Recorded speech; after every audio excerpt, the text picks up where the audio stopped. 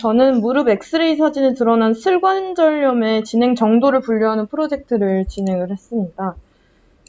그래서 먼저 선행 연구에서 어떤 내용으로 슬관절염을 분류를 했었고, 그리고 그 성과는 어떠했는지 한번 살펴본 이후에 제 프로젝트에서 진행했던 개발했던 모델들은 어떤 목적을 가지고 개발이 되었는지 먼저 소개를 드리고, 그 다음에 제가 활용했던 우리 디파이에 탑재된 데이터의 특성을 먼저 공유를 드린 후에 기본적으로 5클래스 분류 모델 개발 과정을 통해서 얻은 인사이트랑 그 모델 자체에 대한 소개를 좀 드리고, 그 이후에 실제 현장에서 슬관절염 분류 모델이 어떤 식으로 활용될 수 있을 것인가, 활용 가능성을 좀 들여다봤던 나머지 두 프로젝트에 대해서 설명을 드리도록 하겠습니다.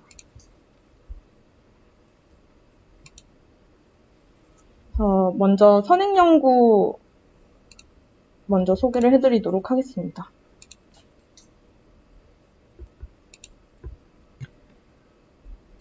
네. 슬관절염이라는 것 자체는 그냥 무릎 관절염이라고 생각을 하시면 될 것 같고요. 나이가 들면서 이 무릎뼈의 사이가 점점 가까워지고 통증이 생기는 그런 질병이라고 보시면 되겠습니다. 그래서 이 슬관절염의 진행 정도를 구분하기 위해서 KL 그레이드라는 척도를 사용을 하는데, 이 그레이드는 1957년도에 켈그렌과 로렌스라는 분께서 정립을 하셨고, 그레이드 0 같은 경우에는 노멀이라서 이 무릎 관절 사이가 수평으로 동일하게 맞는 정도이고요. 근데 이제 이 그레이드 1부터 4까지 가면서 점점 이 수평이 안 맞고 한쪽이 가까워지는 그런 경향을 보이는 병이라고 합니다. 그래서 저희가 구분을 할 것은 바로 이 노멀한 상태의 무릎뼈의 사진과 그 다음에 점차 간격이 좁아지면서 보이는 이 각각의 클래스들을 분류하는 프로젝트 모델을 만드는 것이 저의 목표입니다. 그래서 앞서 선행연구에서 진행된 개발된 딥러닝은 굉장히 다양하고요. 제가 확인을 해본 결과 모델 개발 목표 자체는 이 3가지 정도로 분류가 가능했습니다. 그래서 첫 번째로 그레이드 2 이상, 2, 3, 4의 그레이드를 분류하는 3클래스 분류는 16년도 한국에서 한 것이었고, 이건 엑스레이 데이터를 활용한 것은 아니고 메타데이터를 활용을 해서 환자들의 통증 정도나 이런 인적 사항들 같은 것을 기반으로 해서 딥러닝으로 그 사람이 어느 정도의 그레이드의 지금 발병 수준을 가지고 있는지 확인해 볼 수 있는 그런 딥러닝 모델을 만들었고, 어큐러시 자체는 62% 정도가 나왔던 것으로 확인이 됐습니다. 그리고 두 번째로가 가장 흔하게 개발이 많이 되었던 딥러닝 모델의 종류인데요. 모두 앞서 살펴보셨던 KL 그레이드 5 클래스 전체를 분류하는 모델이고요. 16년도부터 20년도, 지금 최근까지도 계속해서 개발이 진행이 되고 있고, 그 성능 또한 계속해서 향상이 되는 것을 볼 수 있습니다. 또한 여기에서 활용한 딥러닝 모델 자체도 점차 고도화되고, 최근에 미국에서 발표된 이 논문 결과 개발된 이 모델 같은 경우에는 CBAM이라는 CNN에 굉장히 특화된 모듈을 장착한 형태의 모델을 만들어서 굉장히 높은 수준의 정확도를 획득한 것으로 확인을 할 수 있었습니다. 그리고 마지막으로 19년도에 핀란드에서 발행된 이 논문 같은 경우에는 데이터 자체가 한 환자 안에서 한 환자 각각이 몇 년간 찍은 사진으로 그 환자가 앞으로 몇 년 안에 다음 그레이드로 갈 확률이 있느냐 없느냐 이런 것들을 예측하는 모델을 만든 그런 연구였습니다. 그래서 이거는 조금 우리가 하고자 하는 것과는 결은 다른데 어쨌건 동일한 데이터, OAI 동일한 데이터를 가지고 개발이 됐다는 점은 비슷합니다.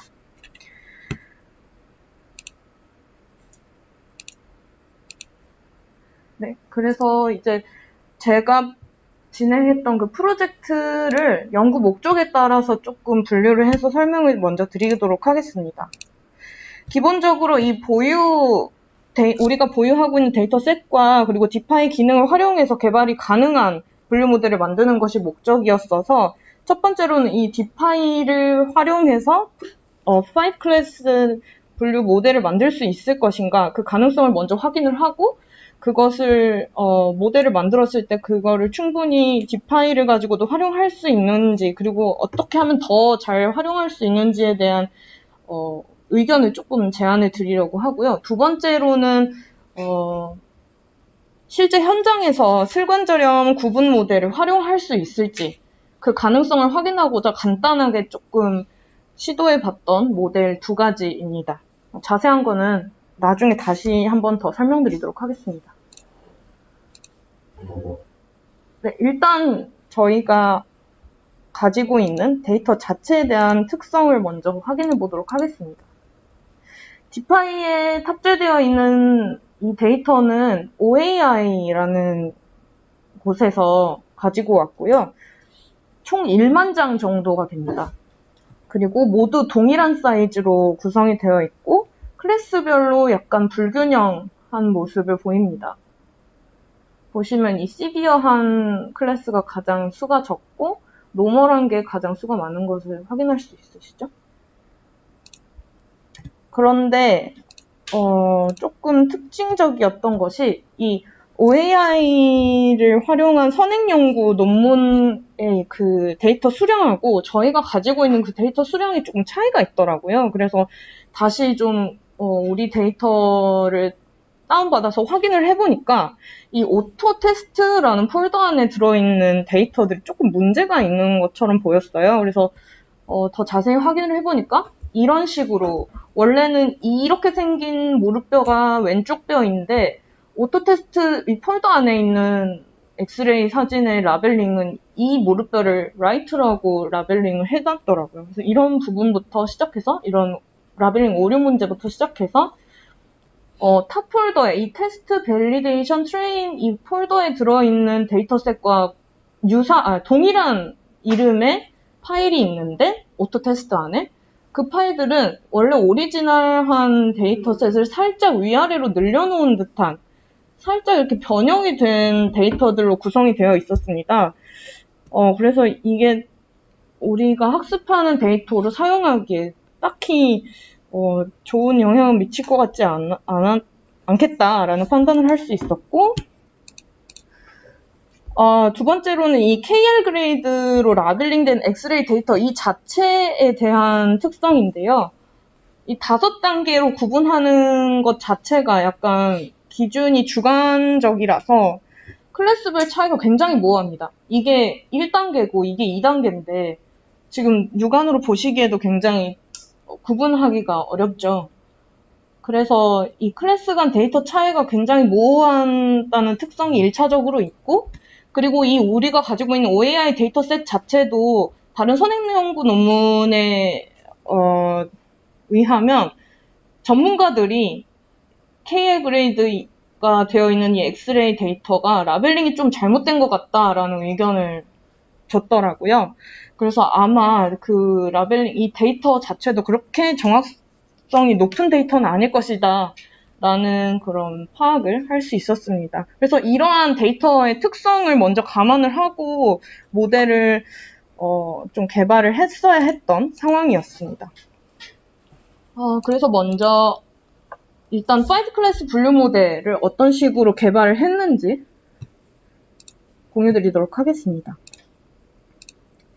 모델 개발 과정은 다음 과정을 따라서 진행을 했고요. 특별히 앞서 말씀드린 것처럼 이 오토 테스트라는 폴더 안에 있던 그 데이터셋은 동일 데이터의 혼합이 일어나서 약간 성능이 왜곡될 수 있다는 생각이 들어서 아예 제거를 해주었고요.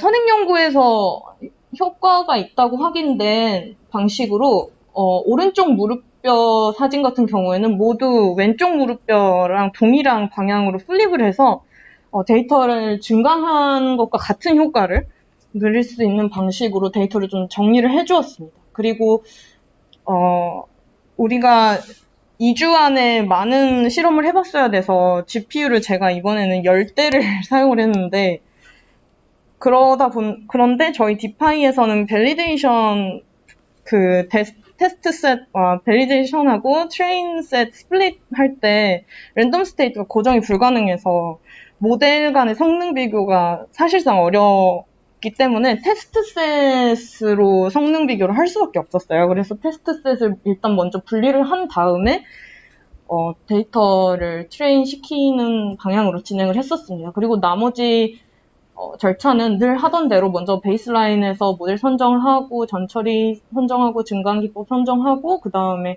평가를 진행했습니다.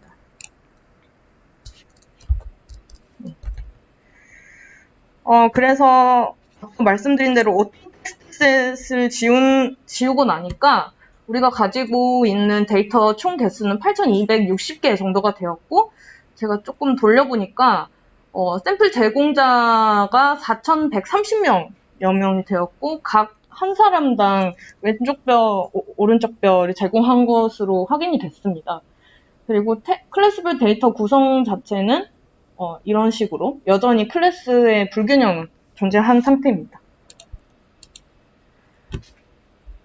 이것은 어떠한 전처리도 넣지 않은 채로 돌린 모델별 성능이고요. 대부분 이 플립 데이터, 오른쪽 무릎뼈를 왼쪽으로 돌린 그 데이터 셋을 활용을 했을 때 그 성능이 더 높은 것으로 나타났고요. 플립 데이터를 활용을 했을 때 인셉션과 댄스넷이 가장 그 성능이 높은 것으로 나타났습니다. 근데 제가 여기에서 성능이 높다 낮다라는 그 기준을 선정한 것은 그 0, 1, 2, 3, 4까지 5가지 클래스 중에서 첫 번째 클래스에 대한 F1 스코어를 기준으로 판단을 했는데요. 아까 처음에 보시면 아시겠지만 노멀에서 그 다음 그냥 조금 의심되는 정도라고 하는 그 수준의 그레이드가 노멀과도 조금 차이가 가장 모호하고 그 다음 다우풀 다음에 마일드하고도 굉장히 차이가 없어서 이 클래스가 가장 분류 성능이 낮은 것으로 확인이 되어서 이 친구를 최대한 분류를 잘 하면은 나머지 성능도 좋아질 것이다라는 추정을 하여서 이거를 기준으로 분류 성능을 판단하였습니다. 그리고 다양한 옵션을 적용해서 모델별로 성능을 다 비교한 결과치이고요. 이거 정렬 자체도 아까 말씀드렸다시피 그 다우풀 클래스의 F1 스코어를 기준으로 정렬을 했고요. 베이스라인에서는 아까 보신 것과 같이 인셉션이 댄스넷보다 훨씬 높은 성능을 보였는데 뭔가 이런 전처리들 그리고 어그멘테이션을 넣고 나니까 댄스넷이 상위에 이렇게 자리하는 것을 보실 수 있습니다. 그래서 성능 향상 자체는 댄스넷이 훨씬 많이 되었다라는 것을 확인할 수 있었고요. 그럼에도 불구하고 처음에 말씀드렸다시피 데이터 스플릿 과정에서 랜덤 스테이트가 고정이 되지 않기 때문에 그리고 모델이 이렇게 학습이 될 때도 랜덤 시드가 고정이 안 되기 때문에 결과치를 절대적으로 신뢰할 수는 없다는 점을 계속해서 좀 염두에 두고 들어주셨으면 감사하겠습니다. 그래서 일단 첫 번째로 성능이 좋은 것으로 확인되었던 댄스넷에 대한 결과인데요. 첫 번째 아무 전처리도 하지 않았던 상태에서 어그멘테이션까지 집어넣은 결과 점점 이 플럭추에이션 같은 경우에는 수그러드는 모습을 보이지만 그럼에도 불구하고 학습이 되는 듯한 그러한 모습은 보이지 않습니다. 계속 그냥 이렇게 진동을 하는 모습을 보여서 딱히 학습이 잘 되는 것 같지는 않은 그런 생각이 들었습니다.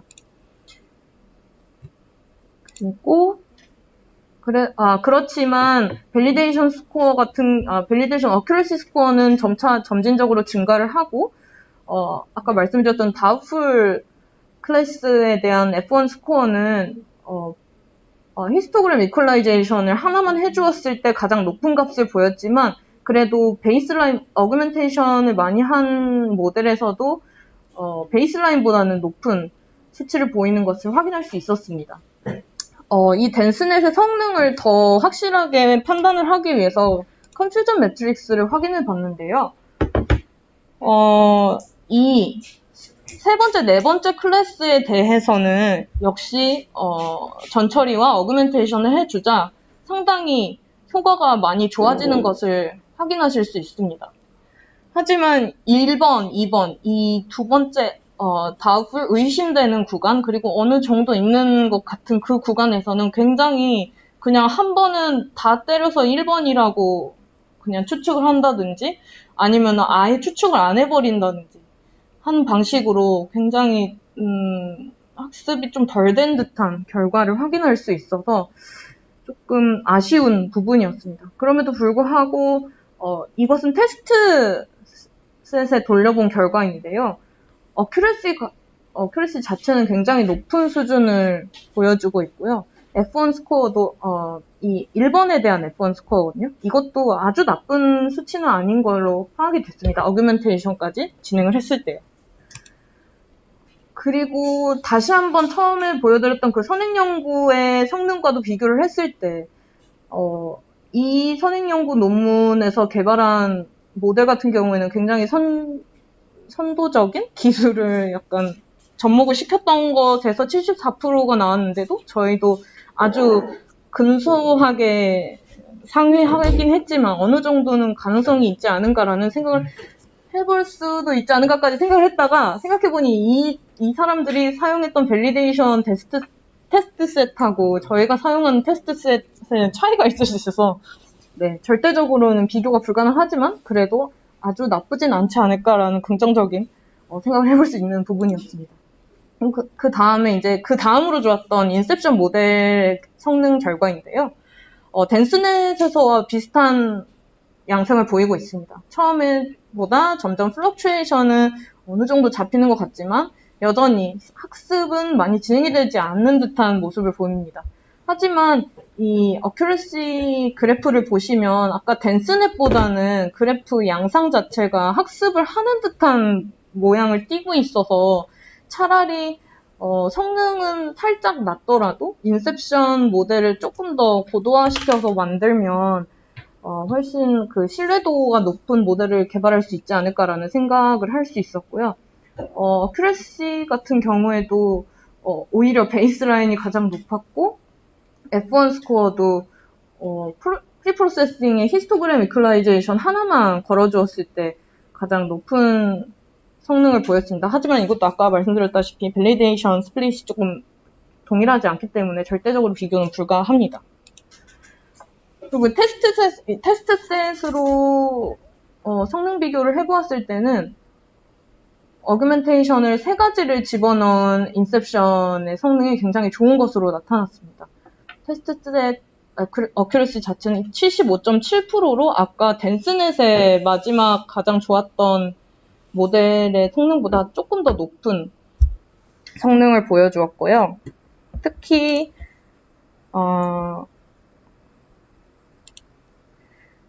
그 댄스넷에 비해서 3번과 4번을 추측하는 알아맞히는 그 성능 자체가 훨씬 더 처음부터 좋은 모습을 보이고 있습니다. 그러나 0, 1, 2 클래스에 대해서는 댄스넷과 크게 다르지 않은 양상을 보이고 있습니다.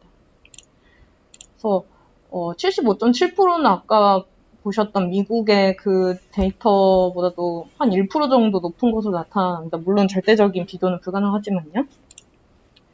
그래서 앞서서 제가 개발했던 이 모델을 종합적으로 좀 정리를 해보면 성능이 좋은 모델은 F1 스코어가 좀 높은 모델은 댄스넷이었고 어큐러시 스코어가 높은 성능은 인셉션 그리고 학습 양상이 좋은 모델은 사실 이피션트 넷도 있었거든요.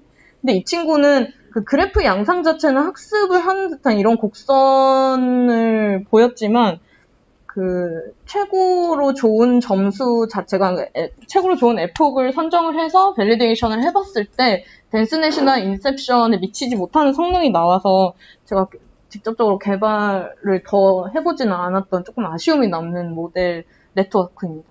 그리고 효과적인 전처리 방법 같은 경우에는 스탠다드 스케일러는 댄스넷과 인셉션에서 효과적이었고요. 민맥스 스케일러는 인피션트넷에서 좋았고 히스토그램 이퀄라이제이션은 이 네 가지 모델 모두에서 성능 향상을 할 수 있는 효과를 드러내는 것으로 확인할 수 있었습니다. 근데 효과적인 증강 기법은 아직 제가 시간이 부족해서 많이 못 해봤고요. 성능을 떨어뜨리는 기법은 이 히스토그램 이퀄라이제이션하고 스케일러를 함께 쓰면 이거를 각각 썼을 때는 성능이 향상되더라도 같이 쓰면은 성능이 떨어지는 걸 확인할 수 있었습니다. 그리고 제가 이번에 중점적으로 좀 고민을 했던 것은 이사님께서 말씀을 추가적으로 해주신 부분이 있어서 고민 좀 해본 부분인데 디파이로 5 클래스 분류 모델을 개발을 했을 때 이걸 어떻게 하면 좀 활용을 극대화할 수 있을까, 활용을 더 잘 할 수 있을까 이렇게 생각을 하다가 이 네 가지의 방안을 좀 제안을 하게 됐습니다. 그래서 첫 번째로는 새로운 성능평가 방식이 추가가 된다면 좀 더 활용도가 높아질 것 같고, 그리고 모델 성능은 당연히 고도화시켜야 활용이 잘 될 것이고, 그리고 결과 데이터로 이미 우리에게 제공되는 결과 데이터를 조금 더 다양한 방식으로 충분히 활용을 하면 좋을 것 같고, 그리고 데이터를 추가를 해서 아까도 선행연구 논문 보시면 막 5만 개 데이터까지도 사용하는데 우리는 지금 가지고 했던 게 한 8,000장, 7,000장 정도밖에 안 돼서 분명히 데이터 추가하는 것은 필요한 것으로 판단을 할 수 있었습니다. 그래서 첫 번째 모델 성능평가 방식에 대한 제안인데요. 뷰노 같은 경우에는 이 골 연령을 예측하는 모델에서 플러스 마이너스 한 살씩을 걸쳐서 예측을 합니다. 그래서 실제로 이것이 15세의 뼈라고 판단한 것이 86%, 그리고 두 번째로는 14살일 것이다 라고 판단한 것이 10%, 그리고 16살일 것이다 라고 생각한 것이 3% 정도가 됩니다. 그래서 이 세 가지 분류 자체를, 그러니까 15세를 기준으로 플러스 마이너스 한 살씩을 다 같이 그 분류 예측 결과로 제공을 합니다. 그래서 왜냐하면 굉장히 유사하기 때문이죠. 그래서 우리 슬관절염 같은 경우에도 케이스가 비슷한 게 클래스 0, 1, 2에 뚜렷한 차이가 없기 때문에 예측 결과를 이런 식으로 함께 제시를 하고 또 각 클래스별로 probability도 함께 제시를 하면 어느 정도 지금 아까와 같은 너무 틀려서 0을 1이라 한 것도 틀렸다 하고 0을 2라고 한 것도 틀렸다고 하는 바람에 어큐러시가 낮아지는 그런 현상을 어느 정도 보완할 수 있지 않을까라는 부분을 확인할 수 있고요. 추가적으로 이 컨퓨전 매트릭스 예시는 이렇게 슬관절염과 같이 클래스별 차이가 모호한 경우에 모호한 데이터로 만드는 다양한 모델에 좀 적용할 수 있을 것으로 예상이 되어서, 예를 들면 클래스별로 새롭게 묶어서 다시 모델을 개발할 필요가 없이 내가 원하는 컨퓨전 매트릭스의 영역을 좀 이렇게 선택을 해서 그 선정된 영역에 따라 모델 성능 지표를 다시 산출해주는 그런 기능이 있다면 좀 더 이런 슬관절염 같은 데이터를 기반으로 한 모델을 개발할 때 도움이 되지 않을까라는 생각을 해볼 수 있었습니다. 네. 그리고 두 번째로는 슬관절염 모델을 활용을 확대화하기 위해서 많은 모델에서 틀리게 예측한 데이터를 추적하고 그거를 확인을 한 후에 이 데이터들을 계속해서 트레인 데이터로 활용을 할지, 아니면 어떤 식으로 좀 처리를 해줄지, 아니면 모델 알고리즘 내에서 어떤 다른 방식을 적용을 할지에 대한 고민이 필요하다는 생각이 좀 들었습니다. 이거를 보시면은 지금 우리 디파이에는 프로젝트 간이나 모델 간 테스트 결과 데이터를 비교 분석할 수 있는 시스템은 없더라고요. 그래서 제가 우리 회사 데이터임에도 불구하고 크롤링을 해서 확인을 했는데, 전체 테스트 데이터 중에서 이 하위 모델에서 상위 모델까지 갈 때까지, 한 번만 틀린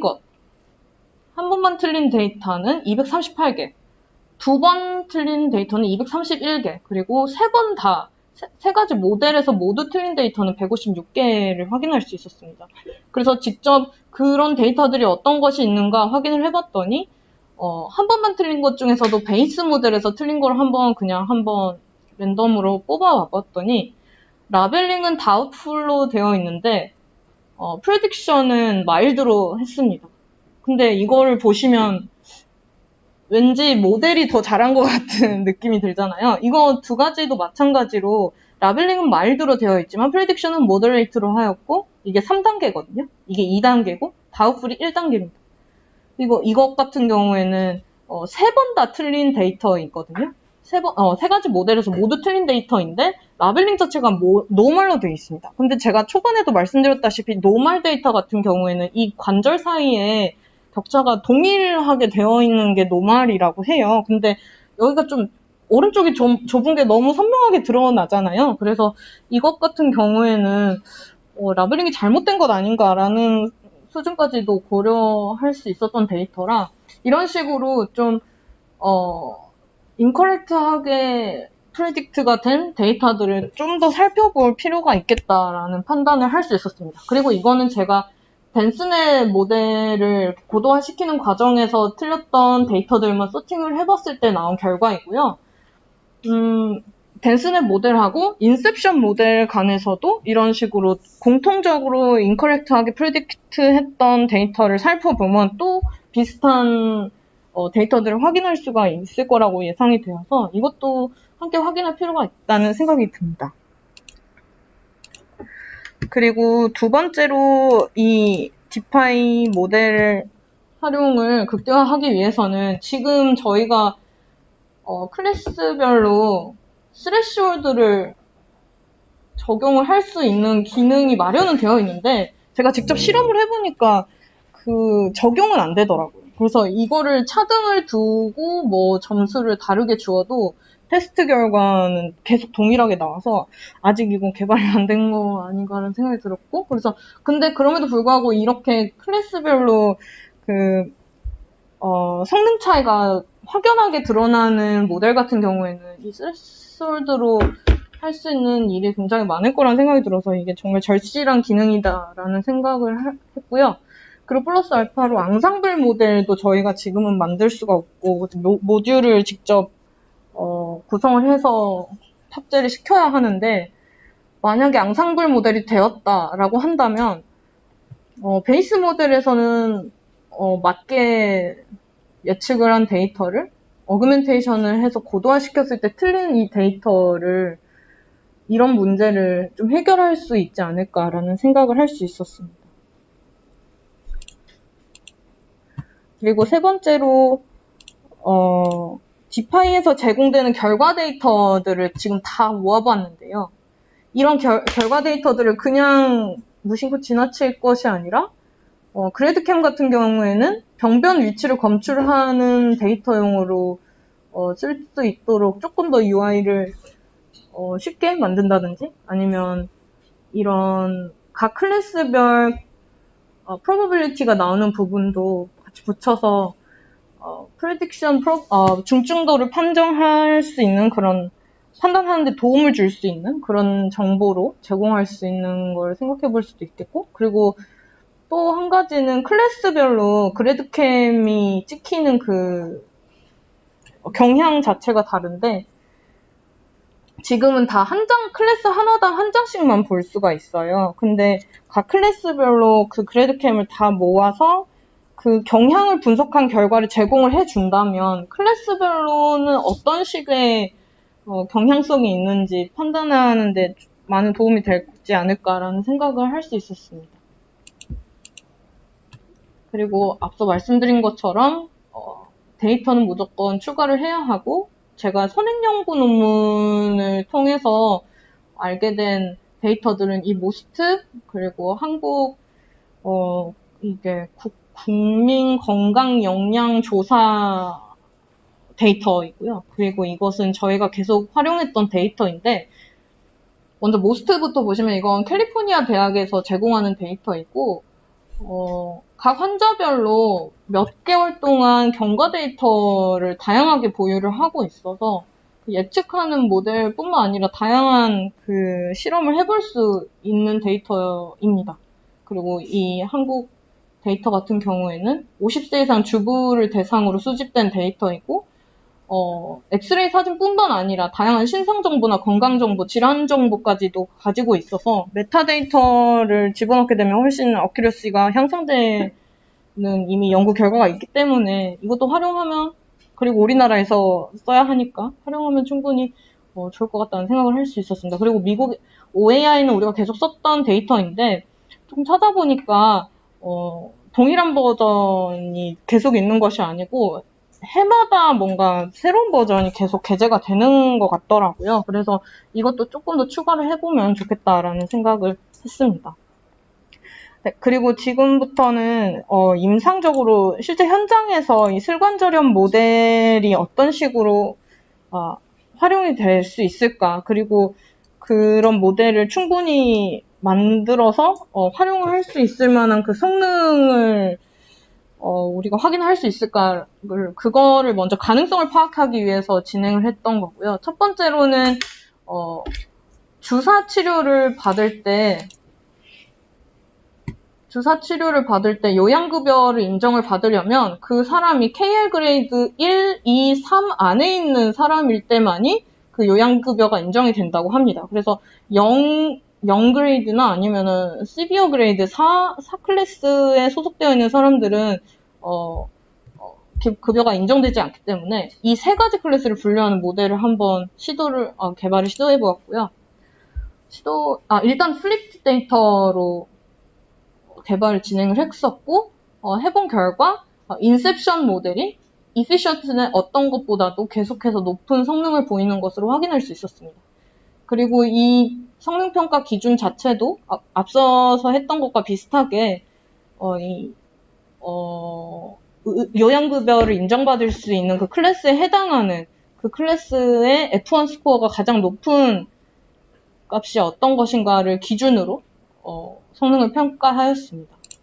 그래서 먼저 가장 좋았던 인셉션의 그 양상을 보시면 확실히 그 5 클래스 모델에서의 보다 훨씬 더 좋은 양상을 보이는 걸 확인하실 수 있습니다. 그리고 밸리데이션 어큐러시 자체도 굉장히 높은 것을 확인할 수 있고 F1 스코어도 굉장히 높습니다. 이 F1 스코어도 아까 말씀드렸다시피 그 요양급여를 받을 수 있는 클래스에 대한 다이스 스코어입니다.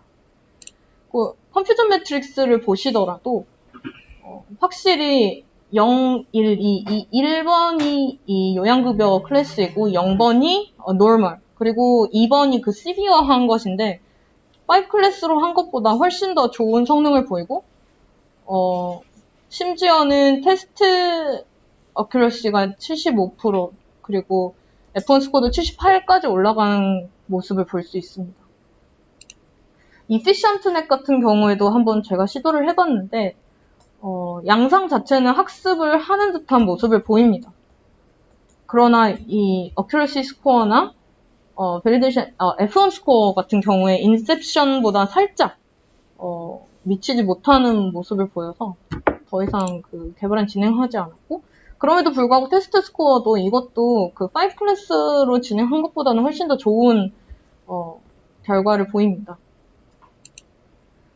그래서 이 주사 치료를 받을 수 있는 클래스에 소속되는가 안 되는가를 분류하는 모델을 개발할 때 좀 효과적이었던 건 역시 인셉션이었고, 민맥스 스케일러와 히스토그램 이퀄라이제이션을 같이 썼을 때 두 가지 모델에서 모두 다 좋은 성능을 보이는 걸로 확인이 되었고, 증강기법은 제가 시간이 없어서 확인을 못했고, 성능을 오히려 떨어뜨리는 거는 인셉션에서 증강을 시키는 경우에 오히려 이렇게 오버피팅 되는 듯한 모습을 보여서 증강은 별로 좋지 않은 방식이 아닌가라는 판단을 할 수 있었습니다.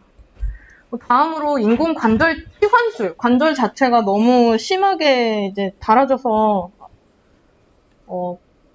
관절을 아예 치환해야 할 때, 또 이것도 요양급여를 받을 수 있는 그레이드가 65세 이상의 그 노인 같은 경우에는 3그레이드 이상만 되어도 모두 받을 수 있어요. 그래도 모더레이트랑 시비어 두 가지 경우에 모두 요양급여를 받을 수 있는데, 그보다 살짝 젊으신 60세에서 64세 같은 경우에는 4그레이드까지 가야지만이 요양급여를 받을 수 있어서 전체 클래스 분류 자체를 0, 1, 2 그리고 3, 4 이렇게 세 가지로 분류해서 한번 개발을 해보았습니다.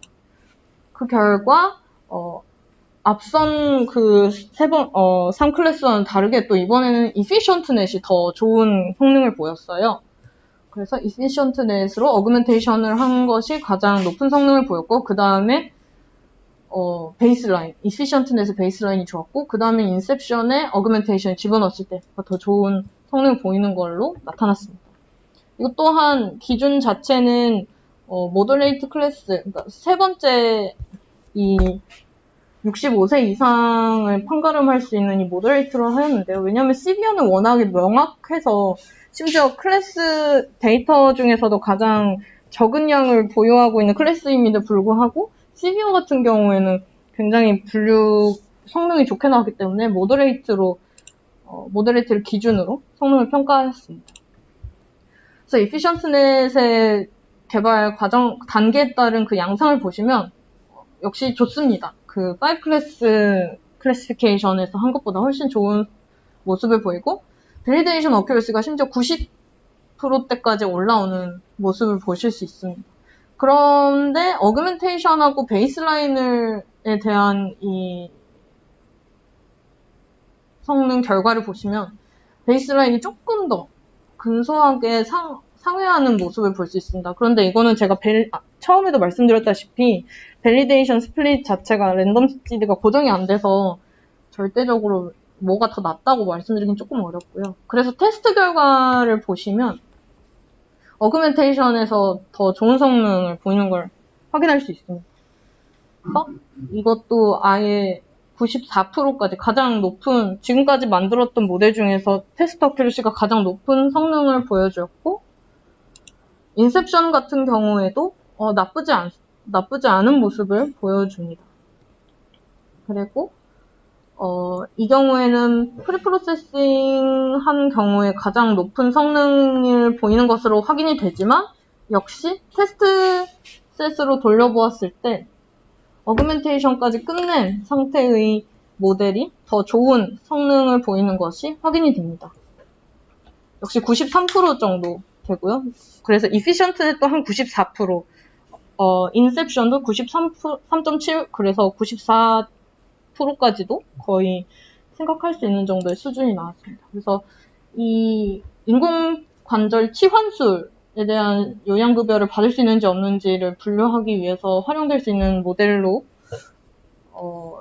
예상이 되는 이것을 개발하기 위해서는 efficient넷이 훨씬 더 좋고, 전처리 자체는 efficient넷에서는 별로 의미가 없었고요. 인셉션에서는 전처리가 조금 의미가 있었습니다. 그리고 증강기법 제가 실험을 못 해봤고, 성능을 떨어뜨리는 거는 이게 두 가지가 합쳐져서 적용이 됐을 때는 성능이 올라가는데, 각각을 하나씩 적용을 했을 때는 오히려 성능이 떨어지는 걸 확인할 수 있었고, efficient넷은 어떠한 처리를 적용하는 것보다 그냥 베이스라인으로 가는 게 훨씬 효과가 좋은 것을 확인할 수 있었습니다.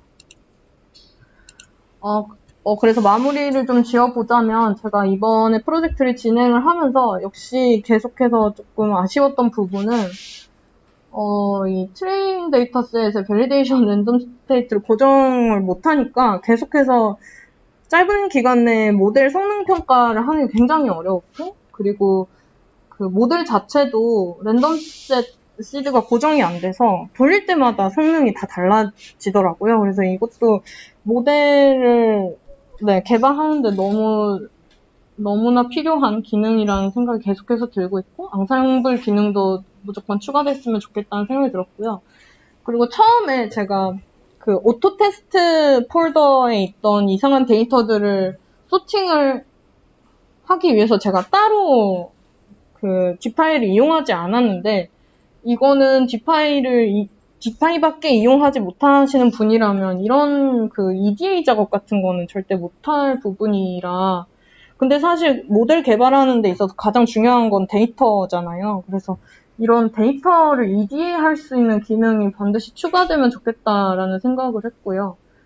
그리고 중간에 잘 들었다시피 컨퓨전 매트릭스로 특정 영역을 선택했을 때 데이터를 클래스를 막 이렇게 묶어서 다시 모델을 개발하지 않고도 어느 정도 그 모델에 대한 성능을 예측할 수 있는 도구를 그런 서비스가 제공이 되면 좋겠다라는 생각을 했습니다. 왜냐면 뭐 사실 이거를 쓰시는 분들은 모델이 어떻게 했을 때 더 성능이 좋아지더라 공부하시는 분들이 아니라 빨리 그 결과를 보고 싶어 하는 분들이기 때문에 결과를 확인할 수 있는, 바로바로 확인할 수 있는 그런 기능이 추가되는 게 좀 절실하겠다는 생각을 했었고, 이 밸리데이션 테스트 그 결과치에 대해서 시각화를 해주던가 아니면 그 데이터 자체를 CSV 파일이든지 뭐든지 좀 다운로드를 받을 수 있으면 우리 회사 데이터인데 제가 그걸 크롤링 하는 그런 불상사는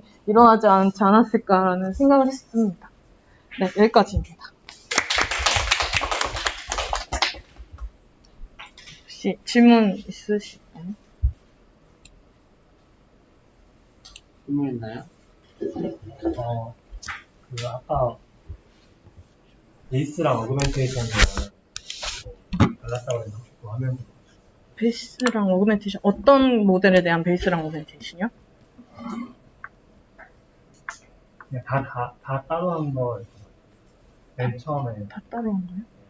베이스랑 어그멘테이션 다 달랐는데. 네, 다섯 그 데이터 자체가 다 인커렉트하게 프레딕트 됐다는 그거 말씀하시면요? 어그멘테이션을 이제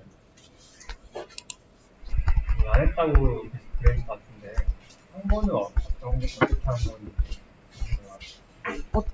건? 지금 어떤 거 말씀하시는지 제가 거의 처음 이거 말씀하시는 거예요? 이거요? 이걸 안 해본 게 아니고 해봤는데 더 다른 비교를 못했어요. 그럼 기본적으로는 어떤 거? 기본적으로는 드롭아웃, 크롭, 호리즌털 시프트, 버티컬 시프트, 그리고 감마 컨트라스트, 그리고 가우시안 블러 이런 것들 다양하게 해봤는데 하나의 기준을 가지고 이렇게 이것도 해보고 저것도 해보면서 이게 뭐 더 낫더라 이거를 판단했어야 되는데 그게 시간이 부족해서 일단 무작정 집어넣고 또 다른 거 하고 그러네요. 네. 혹시 그 처음에 CBA입니까? 그거는 뭐예요? 저는 자세히 공부는 못 해봤어요. 근데 그 CNN 모델을 좀 더 강화시키는 모듈이라고 하더라고요. 네. 최근까지는 아닌데 아무튼 좀 강력한 모듈이라고. 혹시 설명해 주실 수 있어요? 디텍션 같은 부분에서 그 어텐션이라는 요즘에 어텐션 맵 관련해서 되게 각광받고 있는 건데 그 이미지가 들어왔을 때 특정 부분에 대해서 그 모델이 알아서 이제 어텐션을 한다. 그래서 어텐션 매저인데 정확히 자세한 것까지는 말씀 못 드리는데 CBA에 여기서 사용한 것 같은 경우에는 2020년에 이제 저 해당 논문에서 사용한 건데 레즈넷을 구성할 때 레지디얼 블럭 여러 개 30이면 30개의 레지디얼 블럭 사용하는데 각 레지디얼 블럭 뒤에 오는 그 풀링 레이어가 있어요. 그래서 그 풀링 레이어 이전에 이제 CBAM이라는 어텐션 모듈을 하나 이제 그냥 어텐션 모듈 중에 종류 중에 하나인데 그거를 사용했을 때 좀 더 좋은 결과가 나왔다. 이런 사용하면 어떻게 어떤 거에 집중하는 거예요? 그거는 이제 모델에서 알아서 집중을 하게 되고 만약에 그 KL 그레이드 클래시피케이션 같은 경우는 이제 가우트되어 있는 저 관절감이라고 하나요? 리조인트 부분을 조금 더 그 그라드 캠으로 봤을 때 그쪽에 좀 더 집중해서 이제 그라드 캠을 좀 그걸 설정해 주세요. 초딩하면 설정을 할 수 있는데 되는 근데 그 CBAM이라는 모듈 안에 있는 어떤 파라미터가 있는 건 아니고 이미 이제 기존에 나와 있던 모듈이 있어서 이제 그냥 저희가 코딩할 때 넣어주기만 하는 식으로 사용하거든요. 그럼 그 어떤 곳에 집중할 수 있는 랜덤 그거는 그 학습하면서 정해져요. 좀 엉뚱한 거를 하면 엉뚱한 방향으로 갈 수도 있겠네요. 그게 레이블링만 정확히 돼 있으면 아마 거의 보통 예를 들어서 뭐 개나 고양이 사진이 들어왔을 때 그거를 개인지 고양인지 디텍션이나 뭐 클래시피케이션 해라 이러면은 보통 어텐션 그 CBAM이라는 걸 붙이면은 개나 고양이의 그 페이스 면적에 좀 더 어텐션이 집중되는 경향이 있었고요.